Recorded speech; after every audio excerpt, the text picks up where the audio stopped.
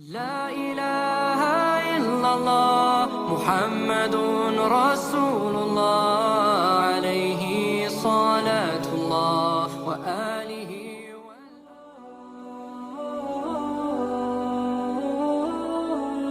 Assalamualaikum warahmatullahi wabarakatuh.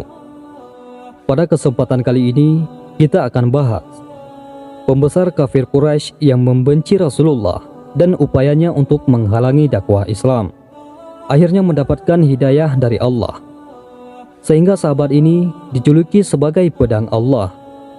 Beliau adalah Khalid bin Walid.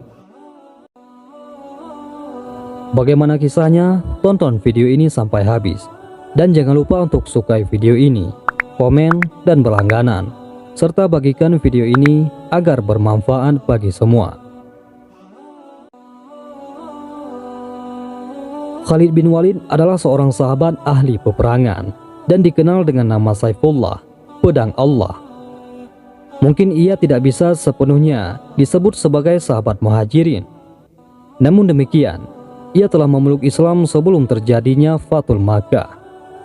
Tidak ada suatu pertempuran yang dipimpinnya kecuali ia memperoleh kemenangan, termasuk ketika ia masih musyrik.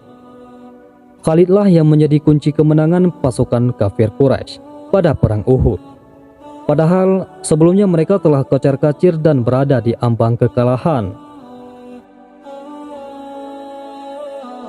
Ketika Nabi SAW berniat umrah ke Makkah yang berakhir dengan perjanjian Hudaybiyah, Khalid bin Walid memimpin pasukan berkuda kaum Quraisy untuk menghalangi kedatangan beliau tersebut. Kedua golongan bertemu di Usfan. Nabi SAW dan sahabatnya berhenti untuk melakukan sholat duhur di hadapan pasukan berkuda Khalid pada jarak tertentu. Kemudian beliau melanjutkan dengan sholat asar dengan cara sholat khaf. Sebenarnya Khalid sudah berniat untuk menyerang pasukan muslim, tetapi niat itu tidak menguat untuk direalisasikan. Khalid sadar selama beberapa kali pertempuran melawan pasukan muslim, ia tidak pernah menang, walau sempat menggoyahkan seperti yang terjadi di perang Uhud.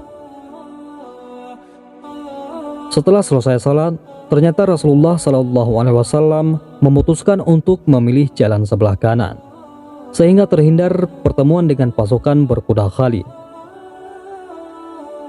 Melihat hal itu, Khalid berkata dalam hati, lelaki itu sedang dihalangi. Khalid bin Walid adalah seorang ahli strategi. Karenanya ia sadar bahwa perjanjian Hudaybiyah lebih merupakan kekalahan bagi kaum kafir Quraisy daripada kemenangan. Memang sekilas tampak golongan musyrik Quraisy Mekah lebih diuntungkan daripada kaum muslimin Madinah. Seperti juga persepsi sebagian besar kaum muslimin, termasuk Umar bin Khattab. Tetapi tidak di mata Khalid bin Walid. Khalid bergulat dengan pemikirannya sendiri, apalagi yang masih tersisa. Kepada Najasyi, sesungguhnya ia telah mengikuti Muhammad dan para sahabat beliau berada di sisinya dalam keadaan aman. Haruskah aku menyertai Herakla dan mengikuti agama Nasrani, atau memeluk Yahudi lalu hidup di kalangan orang-orang azam? Ia tidak bisa segera memutuskan dan tetap tinggal bersama kaumnya. Setahun kemudian, ketika Nabi SAW melakukan umrah Qadiyah, umrah pengganti yang dihalangi oleh kaum Quraisy sebelumnya, Khalid menyembunyikan diri karena tidak ingin menyaksikan kedatangan Rasulullah SAW dan para sahabatnya, yang sebagian dari mereka masih kerabatnya juga. Walid bin Walid, saudaranya yang telah memeluk Islam, berusaha menemukannya, tetapi tidak berhasil. Ia meninggalkan surat untuk Khalid. Dalam surat itu, Walid menceritakan kalau Rasulullah SAW menanyakan keberadaannya. Beliau juga menyatakan keheranannya karena orang cerdas seperti Khalid belum bisa melihat nilai kebenaran Islam. Walid menceritakan bahwa Nabi SAW bersabda tentang dirinya, orang seperti dia masih tidak tahu tentang Islam jika ia berusaha dengan gigih dan menggunakan kemampuan perangnya untuk membantu orang Islam, tentu itu lebih baik baginya. Dan kami akan mendahulukannya sebelum yang lainnya. Surat dari Walid ini seolah menjadi jalan keluar dari kebimbangannya selama ini. Ada kegairahan untuk segera memeluk Islam. Ia pun bermimpi, seolah-olah berada di suatu negeri yang sangat sempit dan gersang. Kemudian ia keluar menuju suatu negeri yang subur menghijau dan sangat luas.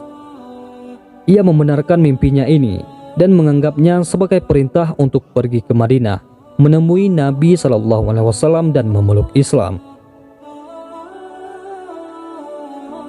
Perjalanan ke Mekah tidaklah mudah untuk ditempuh sendirian. Karena itu, ia memerlukan seorang teman perjalanan yang sepahaman, yang sekaligus bersedia untuk memeluk Islam. Khalid memilih di antara teman dekatnya. Pertama, ia mengajak Safwan bin Umayyah. Tetapi Safwan menolak dengan penolakan yang kuat. Bahkan ia berkata, "Jika tiada siapapun lagi yang tersisa kecuali aku, pasti aku tidak akan mengikutinya selama-lamanya."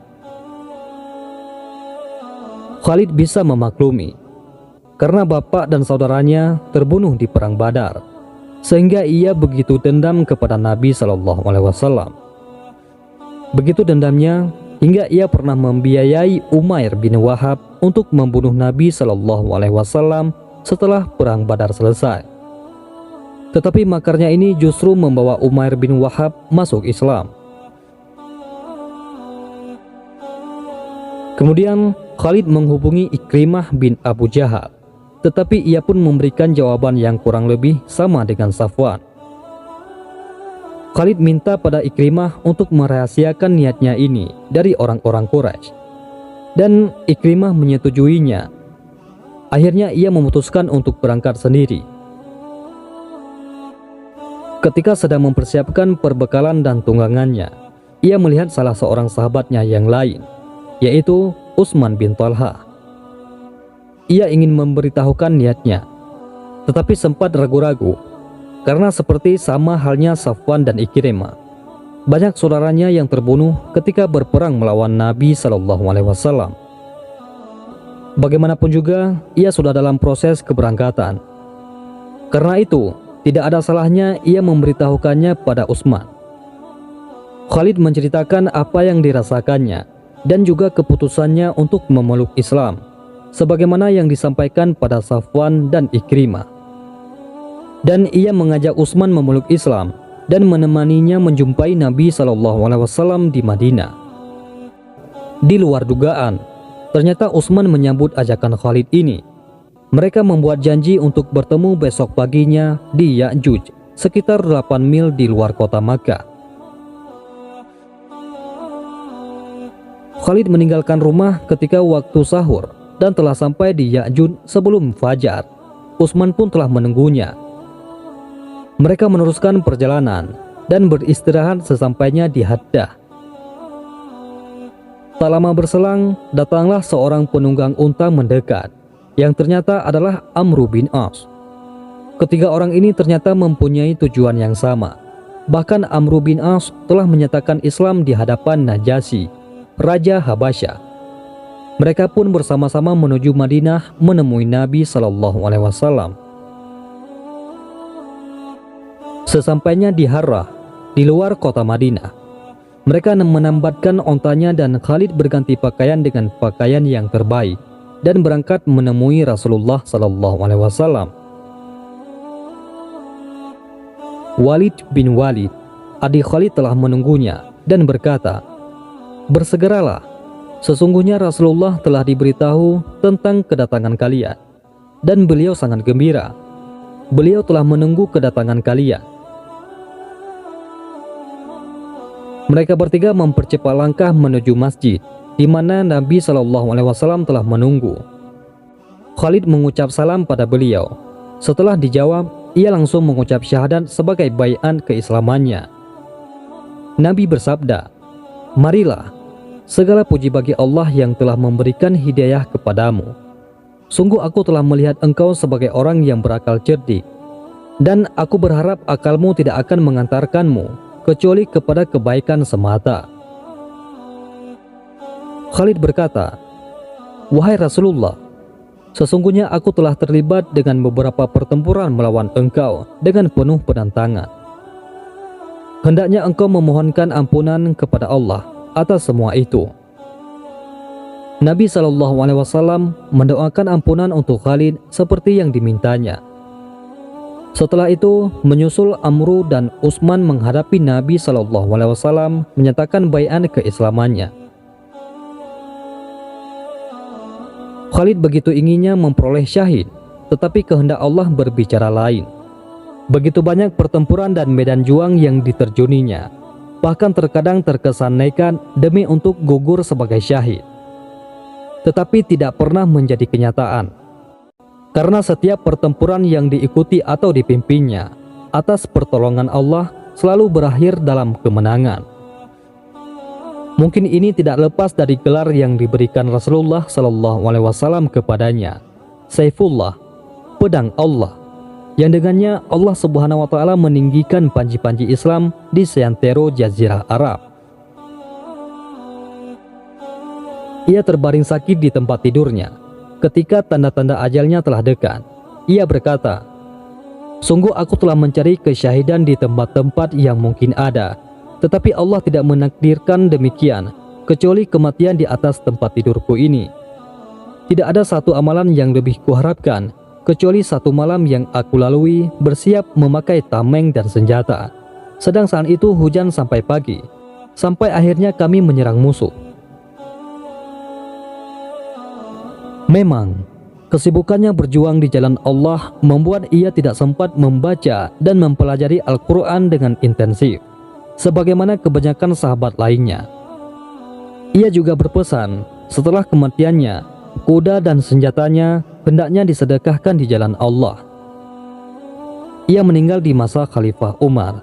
Sebagian riwayat menyatakan ia meninggal di Madinah, sebagian yang lain di kota Homs. Wallahu a'lam bishawab. Assalamualaikum warahmatullahi wabarakatuh.